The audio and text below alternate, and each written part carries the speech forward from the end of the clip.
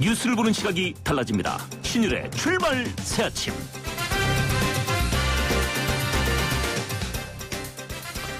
오늘 주요 뉴스는 온통 경제에 관한 것들입니다. 중국 상하이발 경제위기 가능성에 대해서 언급하고요. 또 우리나라 고령화와 가계빈 문제, 그리고 거기서 파생되는 내수 위축 등 경제 부분에 대한 우려가 주요 뉴스의 대부분을 차지하고 있는데요. 그런데 정치권은 지금 총선을 의식한 딜에만 열중하고 있습니다. 물론 협상 자체는 좋습니다. 하지만 협상에는 원칙에 대한 일관성이 있어야 합니다. 그리고 주고받는 것은 좋지만 최소한 원칙 하에 움직여야 합니다. 그렇지만 지금 정치권의 협상 과정을 보면 원칙이 있는지도 궁금해지고 도대체 지금 저 카드를 어떤 연관이 있다고 꺼내는지도 궁금해질 때가 많습니다. 한마디로 종류가 영 다른 두 가지 카드를 주고받는 식의 협상이 계속 이루어지고 있다는 얘기인데요. 민주주의란 결과도 중요하지만 과정도 중요하다는 사실이 실종됐기 때문에 일어난 현상입니다. 그리고 이런 일이 반복되는 건 결국에 가서는 선거의 심판 기능이 사라졌기 때문인데요.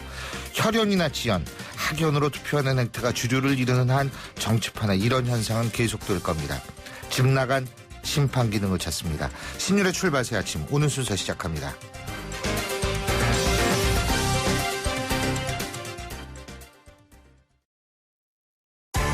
신율의 출발 새 아침. 예, 지금까지 들어온 주요 뉴스 정리해보죠. 오늘도 바른정책연구원의 서성교 원장 함께하겠습니다. 어서 오십시오. 안녕하세요. 예. 자, 보육대란을 앞두고 최경환 경제부총리가 긴급 담화를 했는데 상당히 발언이 강한 모양이에요. 예.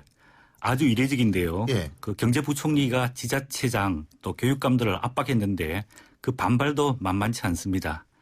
그 올해 누리과정 예산을 편성하지 않은 지자체가 많아서 예. 학부모들의 불안이 가중되고 있는데요. 특히 야당 성향의 그 지자체장과 교육감이 있는 서울시, 경기도, 광주시, 전남도는 올해 누리과정 예산을 한 푼도 편성하지 않았습니다. 예. 그 이들 지자체장과 교육감들은 누리과정 무상 보육이 대통령 공약 사항이기 때문에 국가가 전액 지원을 요구해야 한다고 주장하고 있는데요. 이에 대해서 최 부총리는 누리과정 예산 편성은 재량사항이 아니라 반드시 준수해야 할 법률상 의무이다. 누리과정 예산을 편성하지 않은 것은 직무유기라며 예산 편성을 하지 않을 시에는 감사원 감사 청구, 또 검찰 고발 등 강력히 대처하겠다고 밝혔습니다. 예. 법에 따르면 중앙정부가 누리과정 예산을 20% 교육청에 지원하면 나머지 80%는 지자체가 충당해야 하는데 이미 예산 4조 원을 누리과정 지원금으로 중앙정부가 교부했다라고 밝혔습니다. 예. 그 전국 교육감 협의회는 오늘 회의를 열어서 입장을 발표하겠다고 밝혔는데요. 중앙정부와 지자체 또 교육청 간의 예산 전쟁, 책임 공방으로 당장 그 보육비를 지출해야 하는 학부모들 또 어린이집과 유치원을 운영해야 하는 선생님들의 불안과 근심이 더 커지고 있는 상황입니다. 어제 저희가 이 얘기를 어린이집 연합회 측하고 측의 얘기를 들어봤는데 한 1월 20 며칠까지는 좀 시간이 있는 모양이더라고요. 근데 그 전까지 이 문제가 해결이 돼야 되는데 이게 교육에 관한 문제인데 이렇게 이게 밀고 땡기고 해가지고 되겠어요. 참.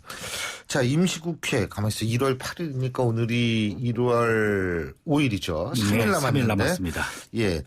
이 선거구 획정, 쟁점 법안 이런 거 처리하는 게 가능한지 모르겠습니다. 예. 그 이번 임시국회가 8일 종료될 예정인데요. 예. 가장 큰 쟁점은 선거구 획정 문제, 또 쟁점 법안인 경제살리기법과 노동개혁법 통과입니다. 그 선거구 무효 사태로 혼란과 여론의 압박이 거세어지자 그 정의와 국회의장이 지역구 253석 그리고 비례대표 47석을 전제로 해서 선거 연령을 18세로 인하하자는 제안을 했는데 예. 여당 야당 모두 기본적으로는 찬성하는 입장을 보이고 있습니다. 하지만 쟁점은 선거 연령 18세 인하를 언제부터 적용할 것이냐. 그 새누리당 김무성 대표는 다음 선거부터 적용하자 주장하고 있고요. 그 더불어민주당의 문재인 대표는 이번 총선부터 적용하자라고 주장하면서 의견이 엇갈리고 있습니다.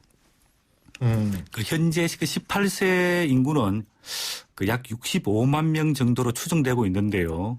한 90%가 고등학교 3학년 학생들입니다. 예. 이들은 그렇겠죠. 대부분 야당에 유리한 연령층이라고 판단하고 그 야당 측에서 적극 주장을 하고 있습니다.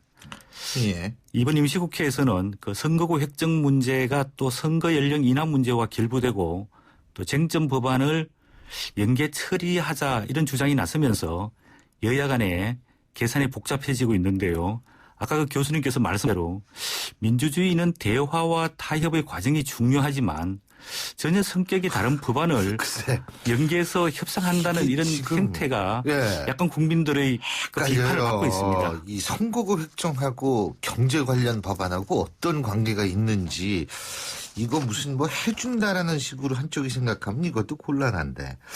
그리고 지금 제가 경제 문제 얘기했지만 박근혜 대통령이 올해 첫 국무회의에서 경제 활성화 부정부패 척결 이거 강조했죠? 네, 그렇습니다. 그 국내외 그 어려운 경제 상황을 고려해서 그 4대 계획을 마무리 짓고 또 경제 활력 회복을 위해서 국무위원들이 열심히 노력해달라 이렇게 독려를 했는데요. 예. 그 노동개혁 법안과 경제 활성화 법안 등 핵심 법안들을 처리하고 또 공공, 노동, 금융, 교육 등 4대 개혁을 완수해서 국민들이 체감할 수 있는 개혁의 성과를 내놓겠다 이런 의지의 반영으로 보입니다. 예. 그 박근혜 대통령께서 올해 신년사로 도약과 결실을 강조했는데요. 이 결실 부분에 방점이 찍혀져 있는 것 아닌가 이렇게 보여지고 있습니다. 예. 또 박근혜 대통령은 강력한 부정부패 척결을 강조했는데요. 과거의 적폐가 경제 활력의 걸림돌이다. 각 부처는 부정부패 척결에 더욱 매진해 주기를 바란다라고 지시를 내렸습니다. 또 돈을 쏟아부어도 피와 살로 가지 않는다. 예. 많은 예산이 투입된 대형 국책 사업을 중점적으로 조사하라. 또 국무총리 지휘 아래 사정기관이 총동원될 그런 사정 국면으로 갈 것으로 예상이 되고 있습니다. 예. 박근혜 대통령이 예. 올해 그 집권 4년 차를 맞이하고 있는데 대부분 집권 후반기에 그 레임덕을 막기 위해서 강력한 사정 드라이브로 공직 사회와 그 정치권을 긴장시키는 일이 많은데 이렇게 사정 칼바람이 불면 공직자들은 오히려 더 복지부동할 가능성도 있지 않을까 이렇게 걱정이 되고 있습니다. 그런 측면 분명히 있죠. 추운 겨울에 근데 더 추워지는 분들도 많을 것 같은데 어쨌든 이 소위 말해서 사정이라는 거 이 바로 잡을 거는 바로 잡아야겠죠. 부정부패라는 게 있으면 진짜 우리나라도 이거 없앤다고 하도 오랫동안 노력을 했지만 아직도 안 없어지니까 계속 노력은 해야 되지 않을까라는 생각이 듭니다. 오늘 말씀 여기까지 듣죠. 고맙습니다. 감사합니다. 예, 지금까지 서성교 바른정책연구원장이었습니다.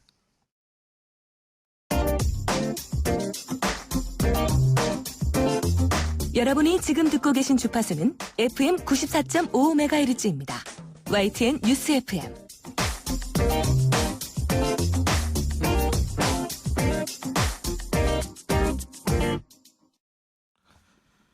연초부터 중국 증시가 폭락하면서 중국에서 사상 첫 서킷 브레이크가 발동했고요. 또 중동발 쇼크까지 겹치면서 우리 경제 이거 더 힘들어지는 거 아닌지 걱정하시는 분들 많고요. 저도 솔직히 굉장히 걱정입니다. 자, 그래서 오늘은 국회 기획재정위원회 여당 간사시죠. 또 박근혜 대통령의 경제 멘토라고 불리는 분이시죠. 새누리당 강석훈 의원 전화 연결해서 입장 들어보겠습니다. 강 의원님 안녕하세요. 예, 안녕하세요. 예, 새해 복 많이 받으시고요. 새해 복 많이 받으십시오. 복 많이 네. 필요하시잖아요, 올해. 총선도 있고, 그죠? 예, 특히 그렇습니다. 네. 예. 자, 지금 이제 새해 들어오자마자 중국 증시가 폭락을 했죠. 근데 네. 우리 증시는 유럽이나 다른 나라에 비해서는 약간 낙폭이 적더라고요. 그거 왜 그렇다고 보세요? 예, 우리 증시는 중국발 영향을 직접적으로 받지 않았고 유럽발도 받지 않았는데 예. 저는 아마 외부에서 보는 우리나라 경제 환경이 좀 괜찮아졌다는데 원인이 있지 않나라고 생각합니다. 보다 예. 구체적으로는 저희가 작년 12월 18일 날 무디스가 우리나라의 신용 등급을 AA2 등급으로 올렸죠. 그렇죠. 이게 이제 아시아에서는 싱가포르나 홍콩 등과 같은 도시국가를 제외하고는 가장 높은 수준의 신용 등급이다라고 말씀드리는데 이런 대내외적 안정성 지표가 좀 방파제 역할을 하지 않았나라고 생각합니다. 대내외적인 어떤 그런 어떤 지표가 방파제 역할을 했다고 말씀하셨는데, 근데요, 주식의 어떤 낙폭은 딴 나라에 비해서 크지 않았다라고 볼 수 있지만, 환율은 요동을 치지 않습니까? 네, 그리고 또 한 그렇습니다. 가지는 외국인들 같은 경우에 지금 4개월인가요? 연속 계속 팔자. 이쪽으로 네. 나서고 있다고 하는데 이런 것들을 우리가 본다면 지금 의원님께서 말씀하신 대외적 환경이 나쁘지 않기 때문에 방파적 역할을 했다라고 얘기할 수 없는 거 아닌가요? 예, 지금 제가 말씀드렸던 부분은 예. 왜 중국 경제에 비해서 우리가 덜 떨어졌느냐 예, 이거에 예. 대한 저의 질문 대답이었고요. 예. 사실 이제 세계 경제 환경을 놓고 보면 세계 경제가 한 치 앞을 내다보기 어려운 예. 어두운 터널 속으로 들어가고 있다라는 느낌을 강하게 받습니다. 잘 아시다시피 지금 중국 경제가 매우 불안하고 그렇죠. 또 미국 금리 인상 부분도 아직까지도 여전히 있고 예. 또 세계 경제가 안 좋음으로에 따라서 신흥 국가들이 계속 경제 위기 상황으로 치닫고 있는 국가들도 많이 있습니다. 또한 또 중동발 쇼크가 지금 이란과 사우디아라비아의 그 극한 그렇죠. 대결이 예. 또 다른 지정학적 리스크 요인으로 작용하고 있어서 세계 경제 곳곳이 지뢰밭으로 이렇게 돼 있는 상황이다라고 말씀드릴 수 있고요. 예. 우리가 정신을 바짝 차리지 않으면 이 상황은 저희가 언제 어디서 무엇이 날라올지 모르는 이런 상황이다라고 말씀드릴 수 있습니다. 강 의원님께서 보실 때에는 환율은 어떻게 될 것 같다고 보세요? 예, 환율 부분을 정책을 결정하는 근처에 있는 사람으로서 환율 방향성에 대해서 예측하는 것은 좀 어려운 부분이고 예. 다만 환율이 급격하게 변동하지 않도록 정부 당국에서 좀 세심한 신경을 써야 되지 않을까 이렇게 생각합니다. 그리고요, 중국 지금 증시 우리가 얘기 시작할 때 이 중국 증시가 계속 흔들릴 것이다. 중국 경제가 올해 유난히 나쁠 것이다라는 전망은 계속 나오고 있잖아요. 그렇다면 네네. 이게 연초에 일어났던 중국 블랙 먼데이라는 것이 일회성이 그치지 않은 가능성도 있는 거 아닙니까? 예, 그거는 저도 지금 말씀하신 부분에 동감을 하는데요. 예. 중국 경제가 이제 빠르게 성장하다가 최근에 오면서 속도를 늦추는 과정상에서 여러 가지 불확실성이 증대되고 있습니다. 예. 특히 그 중에서도 중국 증시는 여러 가지 구조적인 어려움을 가지고 있는데 예. 그 중에 하나가 중국의 증권 시장은 대부분 개인 투자가들이 한 90%를 차지하는 시장입니다. 그래서 기관 투자가 같이 이렇게 장기적인 안목으로 투자를 한다기보다는 주로 단기적인 성과에 개인들이 연연하는 경우가 많고요. 예. 그래서 시장의 변동성이 더 크고 또 특히 중국의 그 개인의 주식 투자는 개인끼리 돈을 서로 빌려주는 이 P2P 거래라고 하죠. 예. 그래서 P2P 거래를 통해서 빚을 얻어서 투자를 하는 사람들이 많기 때문에 이게 주가가 떨어지면서 공포와 두려움이 더 엄습하고 이게 또 주식을 크게 매도하게 만들고 이게 다시 악순환을 반복하는 이런 형태가 중국에서 나타나고 있거든요. 예. 그래서 올해 중국 시장은 아무래도 이런 혼돈의 연속이 되지 않을까라고 예상합니다. 더군다나 만약 그렇다면은 말이에요. 개인의 네. 자산 가치도 크게 요동칠 수밖에 없고 그렇게 된다면 중국에 있어서의 어떤 소비가 위축될 수밖에 없고 소비가 위축된다면 우리가 지금 중국의 가장 큰 교육 파트너 중에 하나 아닙니까? 우리 입장에서 볼 때는. 네. 그러면 우리도 이 수출에 지대한 영향을 받을 수밖에 없고 그러면 결국은 우리 경제도 타격을 받을 수밖에 없다. 이런 결론 나오는 거네요. 예, 중국 경제가 중국의 그 주식시장이 안 좋아지면 지금 말씀하신 경로로 우리 경제에 부정적인 영향을 미친다는 것은 배제할 수 없는 가능성입니다. 예. 다만 아직도 중국의 경우 그 주식에 대해서 시장에 참여하는 개인의 비중이 전체 중국 인구에 비하면 매우 높은 수준은 아니기 때문에 지금 말씀하신 부정적인 효과가 좀 제한적이다라고 말씀드릴 수 있겠습니다. 다만 중국의 그 내수 시장이 침체되는 부분, 그리고 이것이 세계 경제 침체와 더불어 전반적인 중국 경제의 성장률 저하로 연결될 수 있고, 이게 우리나라 경제, 특히 말씀하셨듯이 우리나라의 최대 교역 상대국이지 않습니까, 중국이? 예. 그래서 우리한테 더 안 좋은 방향으로 작용할 가능성은 충분히 있다라고 말씀드리겠습니다. 그리고 이게 뭐 진짜 아까도 말씀하셨듯이 중동도 이게 좀 흔들흔들하고 말이에요. 이러니까 네.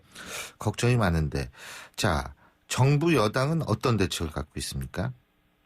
예, 근본적으로는 이 시장 상황에 대해서 어떻게 시장이 되고 있는지에 대해서 밀접하게 모니터링을 하고 있고요. 예. 그다음에 여러 가지 발생할 수 있는 상황에 대해서 컨팅전시 플랜이라고 하죠. 이런 경우에는 이렇게, 저런 경우에는 저렇게, 이런 대책들을 가지고 있습니다. 이것이 이제 기본적으로 현 상황에 대한 대처고요. 보다 근본적으로는 우리나라의 어떤 경쟁력을 높이는 방법으로 한국 경제의 체질을 개선해야 된다라고 생각하고 있고, 이런 방향으로 해서 구조개혁이라든지 이런 일에 매진하고 있습니다. 예, 장기적으로 체질을 개선해야 된다. 그 체질 개선을 위해서는 어떤 게 필요한가요? 올해 엊그저께 박근혜 대통령도 강조를 했듯이 예. 우리 경제에 있어서의 한편으로는 공공, 금융, 또 노동, 그다음에 교육 등의 4대 부문 구조개혁이 올해 결실을 맺을 수 있어야 되고요. 또 다른 부분은 사실 그동안 우리나라 경제에서 지속적으로 기업 부분에 대한, 부실 기업에 대한 구조조정이 미진한 부분이 많이 있었는데, 예. 이제는 좀 더 이상 기업 부문 구조조정도 미룰 수 없는 과제가 됐다. 그래서 기업들 중에 경쟁력이 있는 기업들은 더 경쟁력이 있게 키워주고, 그다음에 경쟁력이 많이 떨어진 부실 기업에 대해서는 적절한 조치를 취해서 우리 경제가 보다 체력이 강해지는 예. 방향으로 가야 된다는 말씀. 그게 이제 경제활성화법하고 관계가 있는 거 아니겠어요? 그죠? 네, 그 방향이 예. 있습니다. 네. 그런데 어제 문재인 대표가 선거연령 18세 이하로 이 18세 이하하는 절충안은 이번 총선부터 적용하면 지금 정부 여당이 요구하고 있는 쟁점 법안의 부분적 처리를 해주겠다. 정확히 얘기하면 검토하겠다. 이렇게 얘기를 했는데 이거 네. 좀 그러면은 어떻게 그냥 받아들이면 되는 거 아니에요? 근데 저는 이게요, 선거 네. 연령 18세 이하하고 쟁점 법안 처리하고 이게 연계가 된다는 게 조금 연관성이 있어서 문제에서 좀 의아스럽기는 합니다만 어떻게 보십니까? 저는 사실은 야당 대표님의 말씀이라고 이해하기 참 어렵습니다. 이렇게 두 개가 어떻게 이렇게 연계되는지 모르겠는데요. 과거에 제가 정무위원회에 있을 때 예. 저희가 추진했던, 특히 제가 발의했던 법안인데, 금융 소비자를 보호하기 위한 금융 소비자 보호원을 설립하는 그런 법안이 있었습니다. 예. 그 법안이 처리가 어떻게 연계가 됐었냐 하면, 야당에서 5.18 민주화 운동 기념식에서 널리 알려진 님을 위한 행진곡을 재창하게 해라. 이 재창을 하게 하면 금융소비자 보호법안을 받아주겠다.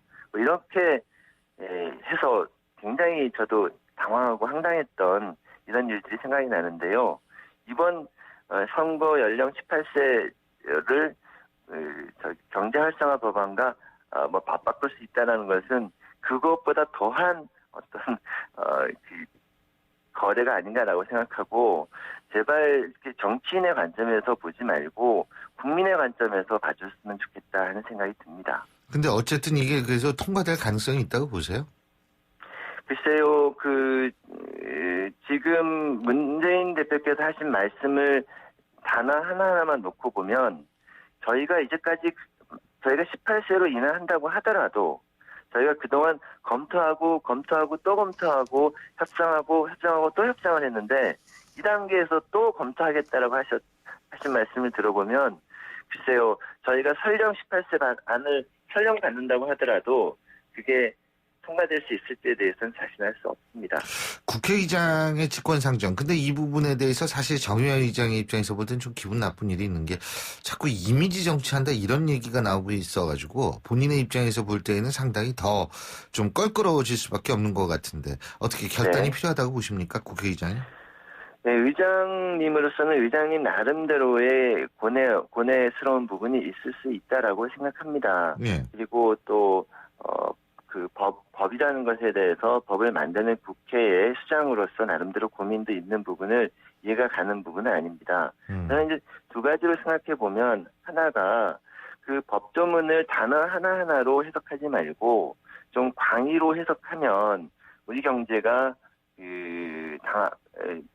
앞으로 맞이하게 될 위기 가능성 등을 고려하면 보다 큰 틀에서 결정을 하실 수도 있지 않을까라고 생각하고 특히 국회의장께서 또 여러 차례 그동안 그 협상의 그 과정을 지켜보셨고 또 주도도 하셨는데요. 예. 그 과정을 보시면 이게 야당 그 상황을 보시면 이게 직권상정 아니고는 방법이 없겠다라는 생각을 하실 수 있을 것이라고 생각합니다. 지금 우리 강 의원께서도 국회의장께서 이미지 정치하고 있다고 보세요? 그래서 저는 이미지 정치라고 표현하기보다는 고뇌가 크실 것이다라고 생각하지만 보다 큰 틀에서 고민해 주셨으면 좋겠다라고 생각합니다. 아유, 고뇌하고 이미지는 엄청나게 다르죠. 고뇌는 진짜 이게 고민스러운 거고 이미지는 겉으로 보이기 위해서 하는 거고. 근데 그렇게 생각하지 않는다 이 말씀이십니까? 그럼 그렇다 아니다라고 표현하기는 어렵지만 그런 여러 가지 것들이 섞여 있지 않을까 이렇게 생각합니다. 예, 잘 알겠습니다. 어쨌든 올 한 해 아주 행운과 복이 많이 필요하신데요. 새해 복 많이 다시 한번 받으시라고 말씀드리고 싶고요. 오늘 말씀 여기까지 듣겠습니다. 고맙습니다. 예, 감사합니다. 예, 지금까지 새누리당 경제통이시죠. 강석훈 의원이었고요. 신율의 출발 새 아침 1부 순서는 여기서 줄입니다. 잠시 뒤 2부에서 뵙죠. 버락 오바마 미국 대통령은 8년 연속 연말이면 하와이로 휴가를 떠납니다. 하와이는 오바마 대통령이 어린 시절의 대부분을 지낸 고향이죠.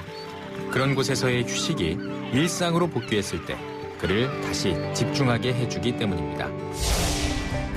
직장 생활과 개인 생활이 균형을 이룰 때 생산성도 더 높아집니다.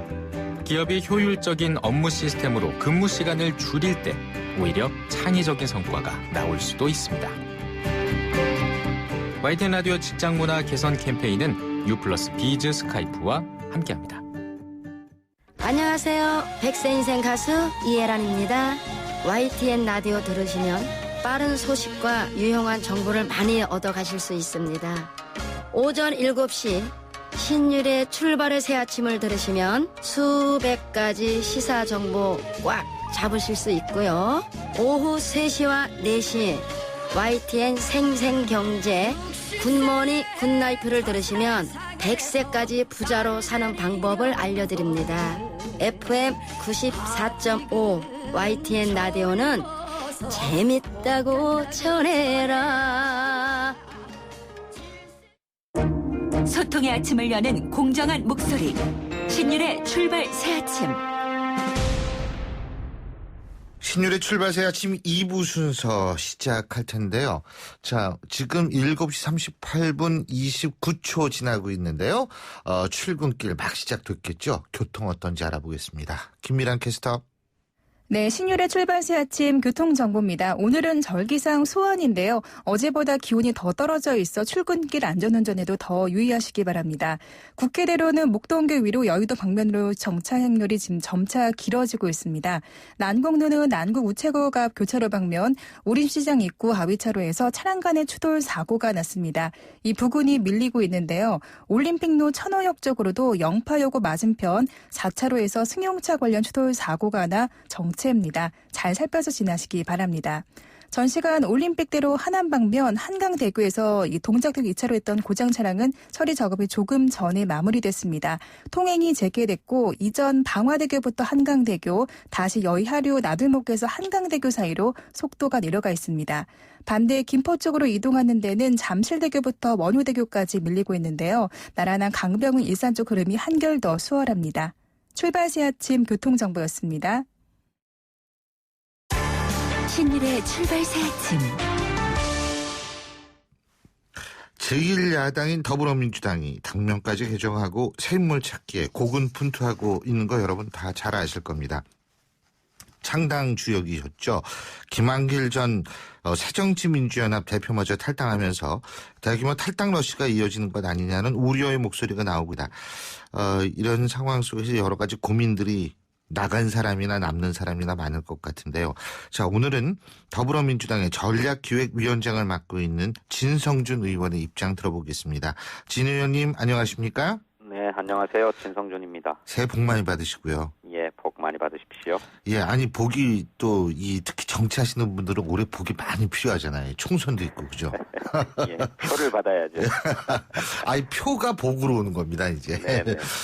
자, 제가 조금 전에 강석훈 의원한테도 제가 물어봤는데요. 요 부분부터 좀 여쭤보겠습니다. 네. 지금 문재인 대표가 선거 연령 18세 인하안을 이번 총선부터 적용하면 새누리당이 요구한 쟁점 법원의 부분적 처리를 검토하겠다. 지금 이렇게 밝혔는데 이 부분 일단은 맞습니까? 요새 이게 오보가 조금 많은 것 같아가지고 이거부터 좀 확인을 해야 될 것 같습니다.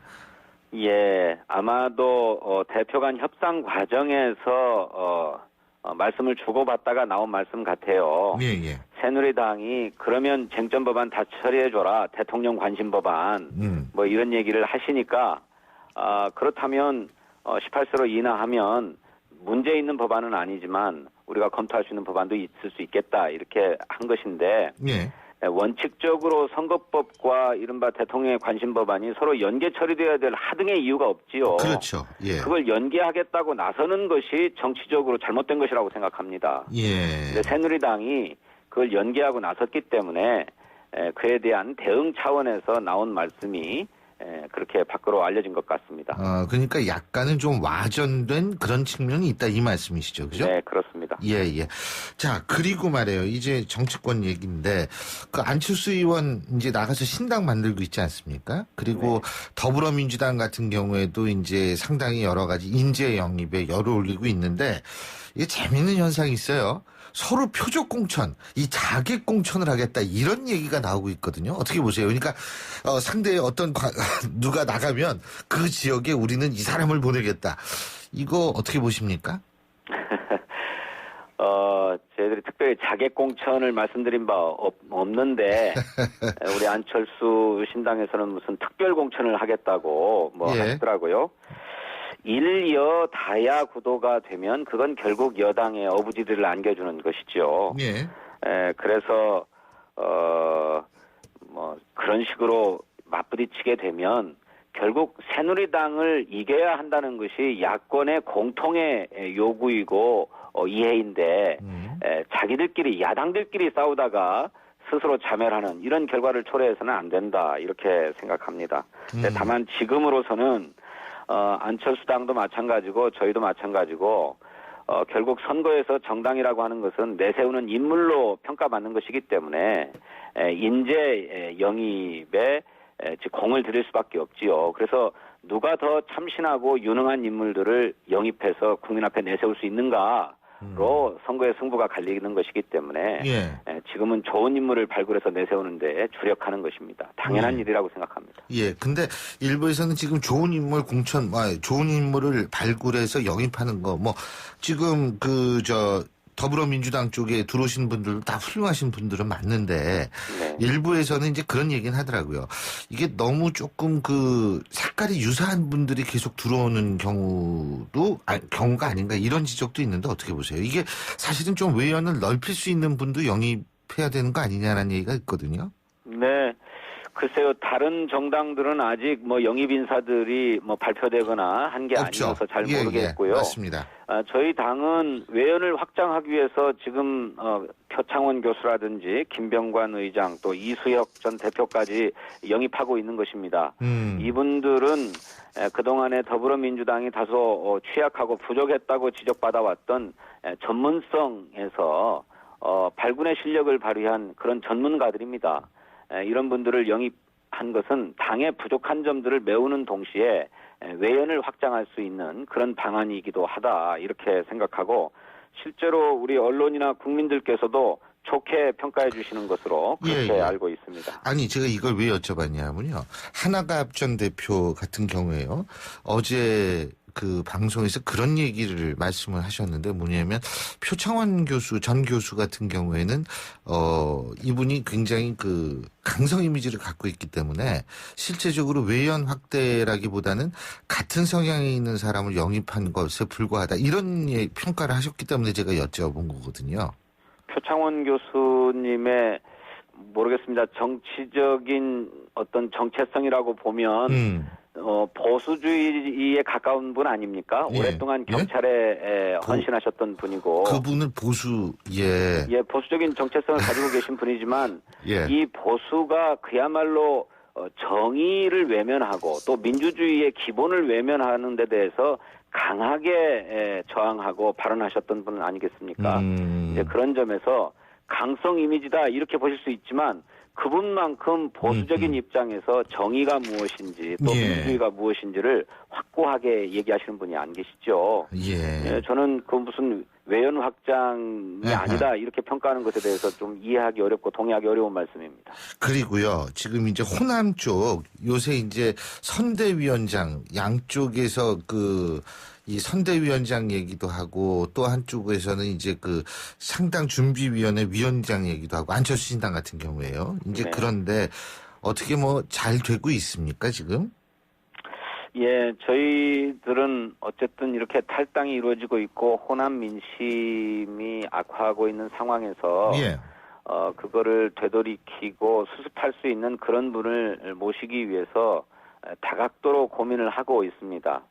그런 영입이나 또 선대위원장 인선과 같은 일은 우리 문재인 당대표께서 직접 주관하시는 일이기 때문에 제가 그것의 진척 상황을 구체적으로 알지 못합니다만은 말씀드렸던 것처럼 당을 수습하고 또 민심을 추스를 수 있는 그런 신망 있는 분을 모셔오기 위해서 다각도로 접촉하고 있는 것으로 알고 있습니다. 예, 하지만 특히 필요한 것이 이제 호남 인사를 영입하는 것 아닌가라는 분석도 많이 나오고 제 개인적으로도 그게 좀 필요하지 않을까라는 생각이 들거든요. 근데 지금 호남 쪽에서 워낙 말들이 좀 많이 나오는 것 같아요. 자, 제가 좀 그래서 그런 차원에서 여쭤보는 게 일각에서 일부 언론입니다만 뭐 문재인 대표는 2호 여사를 8분 만났는데 안철수 의원은 20여 분 만났고 뭐 차를 줬는데 안철수 의원한테는 차를 대접했는데 문재인 대표한테 차를 대접하지 않고 뭐 독대를 했느냐 안 했느냐 이런 얘기 줄줄이 나오거든요. 어떻게 보십니까? 예, 그런 일들을 가지고 동교동계의 정치적인 지향이 어디 있는지 이렇게 뭐 판단하는 것은 좀 섣부른 얘기라고 생각하고요. 어찌 되었든 호남을 정치적 기반으로 하고 있는 동교동계에서도 탈당 이야기가 나오고 있는 상황인 만큼 그분들의 심정이 사나워져 있다라고 하는 점을 저희들이 인정합니다. 하지만 어떻게 해서든 그런 마음을 풀고 저희 당을 지켜주십사 저희들이 정말로 엎드려서 호소라도 하고 싶은 그런 심정입니다. 호남은 우리 야권의 아주 든든한 근거이고 또 한국 민주주의의 보루인 지역입니다. 바로 그런 것 때문에 대의와 명분을 위한 희생 또는 헌신 뭐 이런 것을 강요받아 왔고 또 그것을 감수해 온 측면이 있습니다.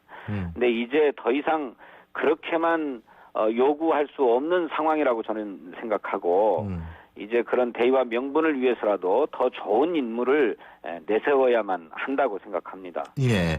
유능하고 참신한 인물, 또 호남의 정치적 의사를 제대로 대표할 수 있는 분들을 내세워야만 하죠.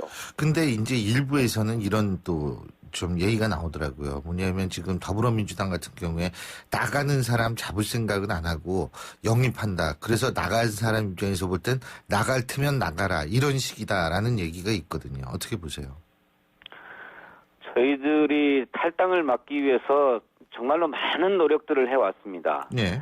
가령 문재인으로는 안 된다라고 하는 얘기가 있어서 문재인 대표는 그러면 재신임 투표를 통해서 당신의 신임을 묻겠다. 네. 그리고 당원이든 국민이든 어느 한쪽에서라도 불신임이 나오면 미련 없이 대표직을 내놓겠다라고 했는데 그것을 오히려 막아섰던 분들이 이렇게 탈당을 언급했던 그런 분들입니다.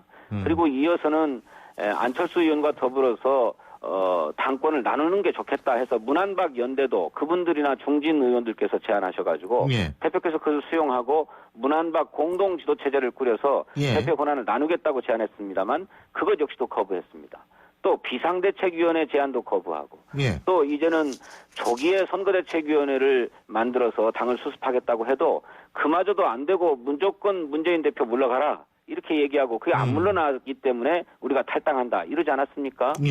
이거는 과도한 대표 흔들기죠.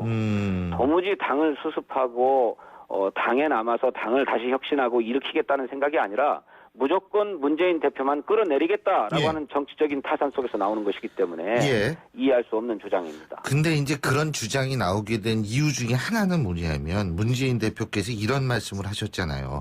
작지만 더 강한 세력이 되겠다. 이 작다라는 쪽에 이렇게 한다면 그래 나갈 사람 나가고 우리는 하여간 어쨌든 우리끼리라도 똘똘 뭉쳐가지고 강한 세력이 되겠다. 이런 식으로 이해될 수 있기 때문에 아마 그런 얘기가 더 나오지 않았나 이런 생각이 들거든요. 아니 이미 탈당을 해가지고 저희 이 더불어민주당의 의석수가 줄어들었고 작아졌습니다. 작아진 상황에서 더 단단하게 뭉치고 강해지자라고 얘기하는 것은 당대표로서 당연한 호소 아닙니까? 그걸 나갈 테면 나가라라고 이해하는 분들이 정치적 오해와 편견을 가지고 있는 것이죠.